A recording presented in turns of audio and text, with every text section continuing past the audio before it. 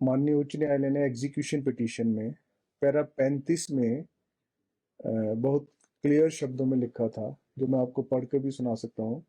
उन्होंने कहा था, since the award grants right to the state to resume and take the possession of the property immediately and non-compliance of obligation by claimant number 1 within the stipulated period, and such option has been reserved in favor of the claimant number 2. It is for the claimant number 2, जो state government है, on to decide on its option, and in case it so desires, it is free to resume and take possession of the property immediately. तो न्यायालय ने कहा था कि award में कहा गया है कि अगर सरकार इस प्रॉपर्टी का पोजेशन लेना चाहती है तो प्रदेश सरकार तुरंत उसका पोजेशन लेने की हकदार है। उसके पश्चात पैरा 38 में न्यायालय ने यह भी कहा था कि क्लेमेंट नंबर 2 जो प्रदेश सरकार है वो अपनी ऑप्शन रिवील करे कि वो प्रॉपर्टी को लेना चाहती है, अपना इंटेंशन बताए कि वो प्रॉपर्टी को लेना चाहती है या और जो अवार्ड में बाकी बेनिफिट्स दिए गए हैं उनको लेना चाहती है। तो प्रदेश सरकार ने इमीडिएटली डिसाइड किया और उस मामले में प्रॉपर्टी को रिज्यूम करने के लिए एक एग्जीक्यूटिव ऑर्डर पास किया। उस एग्जीक्यूटिव ऑर्डर में टूरिज्म इंडस्ट्री को बिना या उस होटल को बिना कोई नुकसान पहुंचाए मात्र एक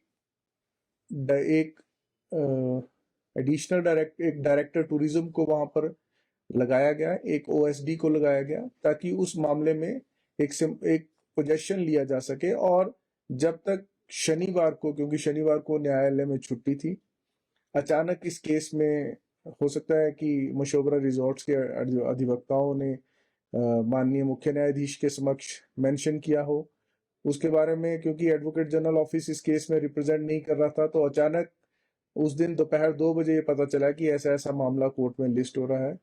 तो हमने ये कहा कि क्योंकि इस मामले की सभी प्लीडिंग्स और इस मामले में कोई प्रदेश सरकार द्वारा सीनियर अधिवक्ता को नियुक्त किया गया है, तो इस मामले की पैरवी वो करेंगे और हमें या तो वीडियो लिंक शेयर किया जाए या फिर इस मामले में सुनवाई मंडे तक टाल दी जाए या ट्यूसडे तक टाल दी जाए। तो न्यायालय ने का ये मत था कि सरकार इस वक्त इमीडिएटली रिज्यूम नहीं कर सकती, क्योंकि जो पैरा 35 में ऑप्शन दी गई थी उसके साथ साथ सरकार ने न्यायालय को बताना था कि वो करना क्या चाहते हैं। तो इन संदर्भ में जब एमआरएच के एडवोकेट साहब ने प्रेस कॉन्फ्रेंस की तो उन्होंने एक आरोप लगाया कि सरकार टूरिज्म को बढ़ावा देने के बजाय उन्हें सता रही है, टूरिज्म इंडस्ट्री को, लोगों को सता रही है। तो मैं उस मामले में ये क्लियर करना चाहता हूं कि पिछले 23 वर्षों से ये लिटिगेशन जो पेंडिंग है, इस लिटिगेशन को एमआरएच ने ही बढ़ावा दिया है और डिफरेंट बेनिफिट्स उठाए हैं बिना सरकार को लीज मनी दिए। लीज मनी देने में आर्बिट्रेशन अवार्ड कितने वर्ष पूर्व पास हो गया था, उसके बाद उन्होंने हाई कोर्ट में चुनौती दी। अंततः अब दोनों पक्षों ने एग्जीक्यूशन पिटीशन डाली है अपने अपने पक्ष में जो अवार्ड आए उनको एग्जीक्यूट करने के लिए। तो उसमें न्यायालय ने सर्वप्रथम सरकार को ये ऑप्शन दी कि वो क्या इस प्रॉपर्टी को रिज्यूम बैक करना चाहते हैं। अब सरकार ने अपनी मंशा जाहिर कर दी, ना सिर्फ मंशा जाहिर की बल्कि उसमें रिज्यूम भी कर लिया प्रॉपर्टी को। परंतु न्यायालय के शनिवार के आदेश के अनुसार उसमें से जो अधिकारी वहां लगाए गए थे उन अधिकारियों को वापस बुला लिया गया, क्योंकि मामले की सुनवाई मंगलवार के लिए पुनः तय कर दी गई। तो 1-2 दिन में कोई किसी प्रकार का फर्क नहीं पड़ने वाला था और टूरिज्म इंडस्ट्री को या होटल की बुकिंग को किसी प्रकार का कोई नुकसान ना हो। सरकार की मंशा बहुत क्लियर थी। जब ये फैसला भी किया गया था तो तब भी ये कहा गया कि किसी भी प्रकार से गेस्ट को कोई इनकन्वीनियंस नहीं होनी चाहिए। होटल में जो बुकिंग आनी है या आने वाली है या है अभी, उन पे भी कोई प्रभाव नहीं पड़ना चाहिए तथा अगर इस प्रॉपर्टी का हस्तांतरण होना है तो बड़े स्मूथ तरीके से, बहुत शांत प्रिय तरीके से हो जाए। परंतु ये कहना कि सरकार ने जल्दबाजी में किया, इलीगल किया, वो सब बातें अभी तय होनी है, क्योंकि न्यायालय को लगा कि हमने 15 दिसंबर की तारीख दी है और सरकार न्यायालय में अपनी इंटेंशन क्लियर करती, इसलिए उन्होंने मामले की जल्द सुनवाई मुकर्रर कर दी और सुनवाई अब कल यानी 21 तारीख को होने वाली है।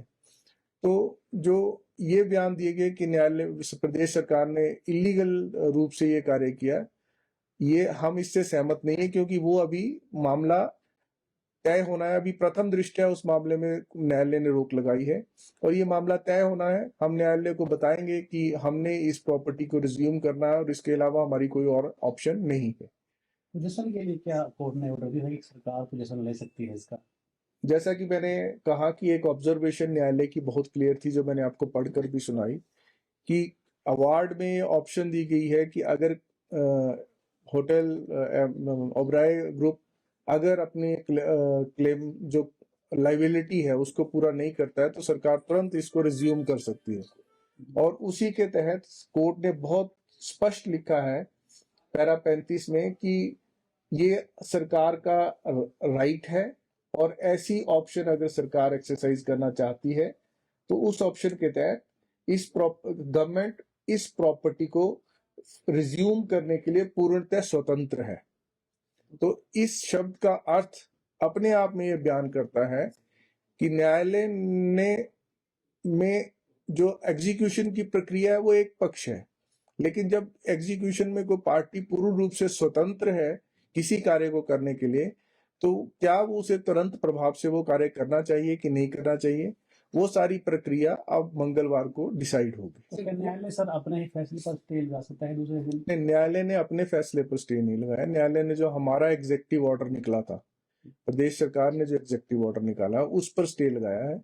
उसकी आगे की इंटरप्रिटेशन के लिए दोनों पक्षों को बुलाया है और वो मामला कल सुनवाई होगी। सर ये मान के चलें कि सरकार का रुख साफ है कि रेज्यूम ही करना है कल के सरकार का रुख बिल्कुल स्पष्ट है। माननीय मुख्यमंत्री जी ने भी कह दिया है कि सरकार इस प्रॉपर्टी को रिज्यूम करना चाहती है, क्योंकि सरकार अपने संपदा को लुटाना नहीं चाहती है।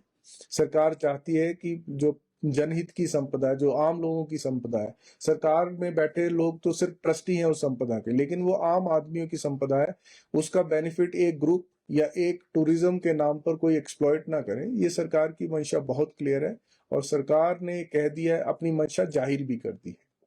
हमसे जुड़े रहने के लिए हमारे YouTube चैनल को सब्सक्राइब करें और नई वीडियो की नोटिफिकेशन के लिए बेल आइकॉन को दबाएं। अगर आप ये वीडियो Facebook पर देख रहे हैं तो लाइक जरूर करें और ज्यादा से ज्यादा शेयर करें। इसी तरह के और भी अपडेट्स के लिए फॉलो करें हमारा Instagram पेज himachal.kesari।